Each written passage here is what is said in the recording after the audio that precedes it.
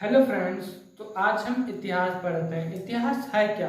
अतीत का अध्ययन इतिहास कहलाता है। जैसे कि अतीत में मानव द्वारा किए गए प्रयोगों का क्रमिक रूप से अध्ययन इतिहास कहलाता है। तो इतिहास जो है मतलब कि जो हमारा भारतीय प्राचीन इतिहास है, इसे स्रोतों के आधार पर 3 कालखंडों में डिवाइड किया गया है, जिसमें हमारा सबसे पहले प्राग ऐतिहासिक काल आता है। प्राग ऐतिहासिक काल वह कालखंड था जिसमें हमें मानव द्वारा कोई लिखित साक्ष्य नहीं प्राप्त हुए हैं, बल्कि हमें जानकारी उसके पुरातत्व स्रोतों के आधार पर मिलते हैं, बल्कि हमें उसकी जानकारी पुरातत्व स्रोतों के आधार पर मिलते हैं। और नंबर 2 पे हमारा आदि ऐतिहासिक काल आता है। आदि ऐतिहासिक काल वह कालखंड है जिसमें हमें लिखित साक्ष्य तो प्राप्त हुए लेकिन उसे पढ़ा नहीं जा सका है। और इस काल के अंतर्गत हम सिंधु घाटी सभ्यता और हड़प्पा सभ्यता को देखेंगे।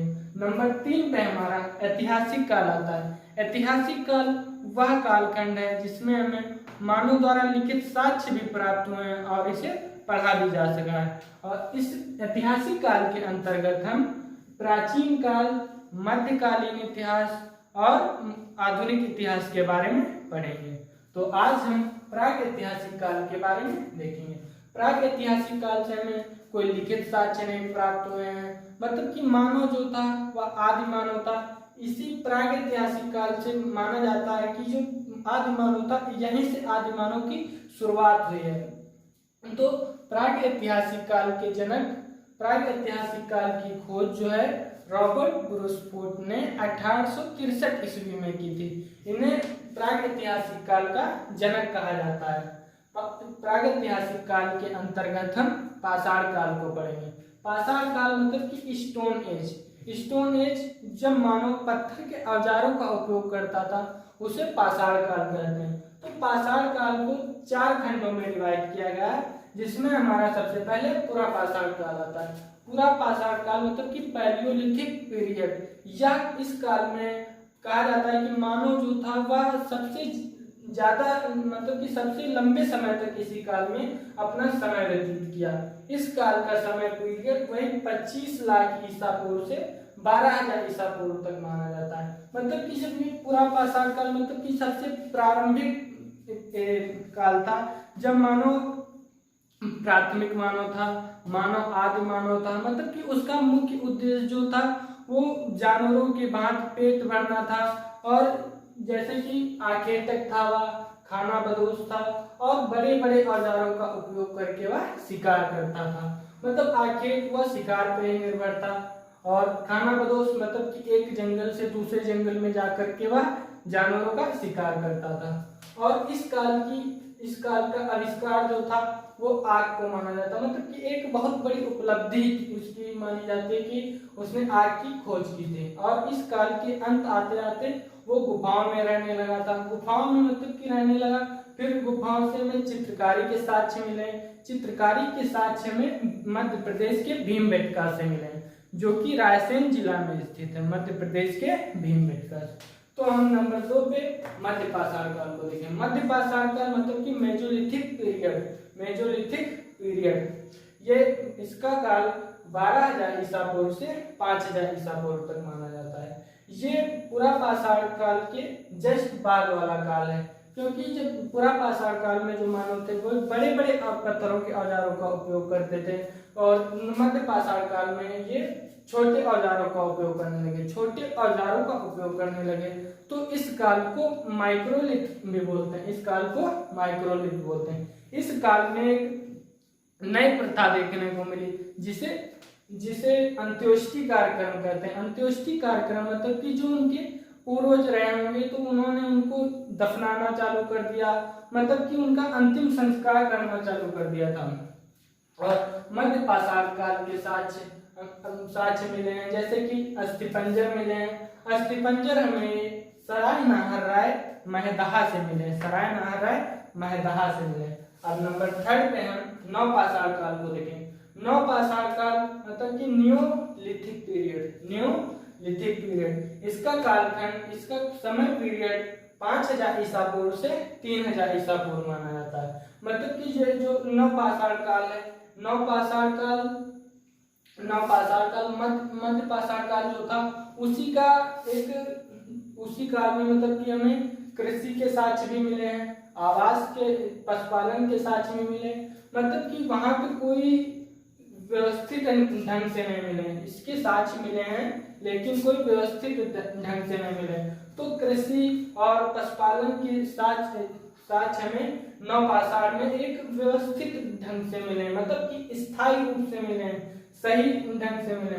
तो नवपाषाण काल में मानव ने कृषि करना चालू कर दिया, स्थायी आवास बना लिए, पशुपालन करना चालू कर दिया। अब कृषि करना चालू कर दिया तो वहां पर स्थायी आवास बनने लगे, स्थायी आवास बनाए, फिर धीरे धीरे पशुपालन करना चालू कर दिया, पशुपालन करने लगा, फिर मनके का आविष्कार किया, मनके का आविष्कार किया, मन का मतलब कि घड़ा जिसमें कोई सामान रख सकते हैं, मिट्टी का घड़ा, और पहिए का आविष्कार किया। और नवपाषाण काल के साक्ष्य में कुछ साक्ष्य मिले हैं, जैसे कि हड्डी के उपकरण, हड्डी के उपकरण ये हमें बिहार के चिरांद से मिले हैं, बिहार के चिरांद से मिले हैं। और प्राचीनतम चावल के साक्ष्य, प्राचीनतम चावल के साक्ष्य ये हमें इलाहाबाद के कोलडीहवा से मिले हैं, इलाहाबाद के कोलडीहवा से मिले हैं, जो कि 7000 ईसा पूर्व मिले थे। और गर्त आवास के साक्ष्य मिले, गर्त आवास मतलब कि जो मानो जमीन के अंदर गड्ढा खोद के आवास करते थे, मतलब कि रहते थे, उसे गर्त आवास बोलते हैं। गर्त आवास ये हमें जम्मू कश्मीर के बुर्ज होम से मिले हैं, जम्मू कश्मीर के बुर्ज होम से मिले। और कुत्ते के साथ मानव को दफनाए जाने के साक्ष्य भी हमें बुर्ज होम से मिले हैं, जम्मू कश्मीर के बुर्ज होम से मिले हैं। नंबर 4 पे हमारा ताम्रपाषाण काल आता है। ताम्रपाषाण काल को हम चैल्कोलिथिक पीरियड बोलते हैं, चैल्कोलिथिक पीरियड बोलते हैं।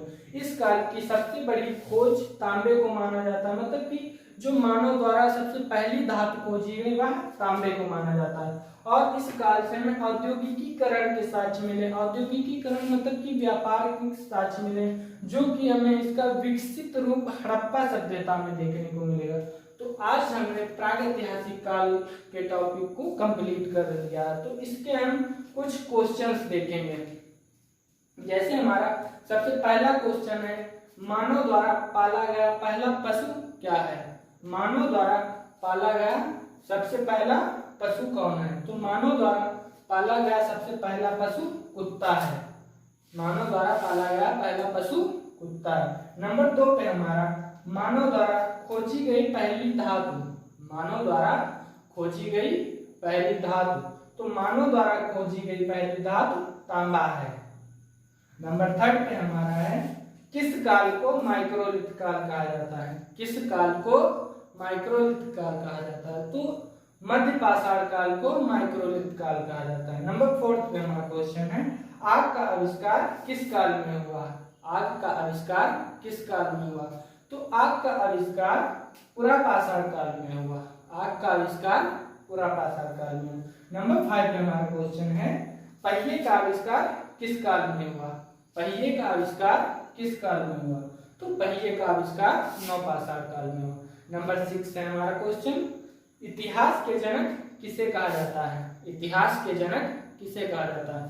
तो इतिहास के जनक हेरोडोटस को कहा जाता है, इतिहास के जनक हेरोडोटस को कहा जाता है। नंबर 7 पे हमारा क्वेश्चन, भारतीय पुरातत्व के जनक किसे कहा जाता है? मतलब कि भारतीय पुरातत्व के पिता किसे कहा जाता है? तो भारतीय पुरातत्व के पिता अलेक्जेंडर कनिंघम को कहा जाता है, अलेक्जेंडर कनिंघम को भारतीय पुरातत्व के पिता कहा जाता है। तो नंबर 8 पे हमारा क्वेश्चन, स्थायी कृषि के साक्ष्य किस काल से मिले हैं?